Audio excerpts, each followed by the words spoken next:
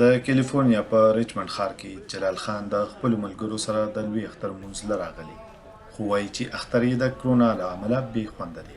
اختر دا چل دی چې کووډ په وجه ډېر زیات عجیبه فیل کېږي اور هغه شانې مزه یې شته نه، بل چا سره ملاوېدې دومره شونه اور تاسو دلته کتی شئ چې یار یو کس شپږ فیټه لرې ناست دی او هغه شانې مزه یې نشته. د کیلیفورنیا ریاست د بېلابېلو سیمو په رنګ په ریچمنډ ښار کې هم د لوی اختر لمونځ په مذهبي جوش سره ونمانځلی شو. د کرونا رنځ خپرېدو له ویرې د ریاست له اړخه د نورو مذهبونو د عبادت ځایونو په څېر په جوماتونو کې هم د لویو غونډو اجازت نشته، خو د کیلیفورنیا ریاست د صحت محکمې لخوا جاري شوي لارښودنو په رڼا کې د دې سیمې مسلمانانو د جوماتونو نه بهر د ګاډو ودرولو لپاره جوړ میدان کې د لوی اختر لمونځ وکړو.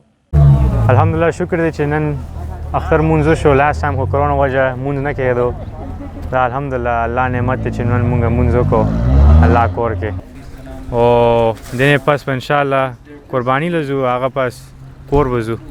د اختر لمونځ له دې میدان ته د ننوتو وړاندې د حفاظتي تدابیرو جاج اخیستې کېږي، لکه د یو بل څخه فاصله، ماسکونه او طبع یا ټمپریچر کتل. इस वबा की वजह से ये ईद जो है ना वो मस्जिद के अंदर इसकी इजाज़त नहीं है, तो ये मस्जिद के बाहर हो रही है, पार्किंग लॉट में हो रही है. د دې وبا له سببه د اختر لمونځ نن د جومات د ننه کولو پر ځای په پارکینګ لاټ کې کوو.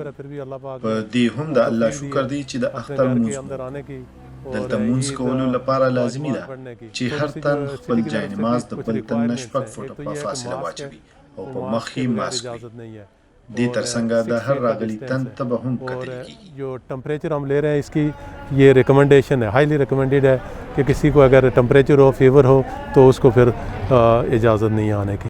د جماعت امام شیخ حمزه وایي چې عبادت د حفاظتي تدابیرو سره ترسره کول خپله هم یو عبادت دی.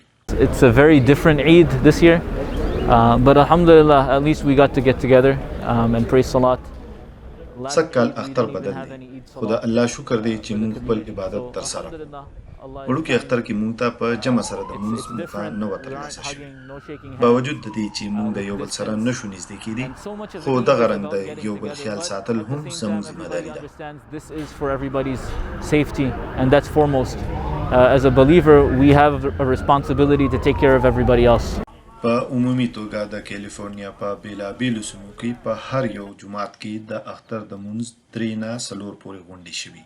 شیخ حمزه زیاتوي چې د لوی اختر لمانځل مسلمانانو ته د قربانۍ درس ورکوي او دغه قرباني عبادت ګزار هم دغسې په خپل ژوند کې عملي کولی شي چې د لوی اختر په دې زبرګه موقع د ریاست لخوا د کرونا وبا نه د بچ کېدو لارښودونو باندې عمل وکړي او د خپل ځان او د نورو خلکو د حفاظت خیال وساتي. راشد خټک، VOA ډیوا، سان فرانسیسکو.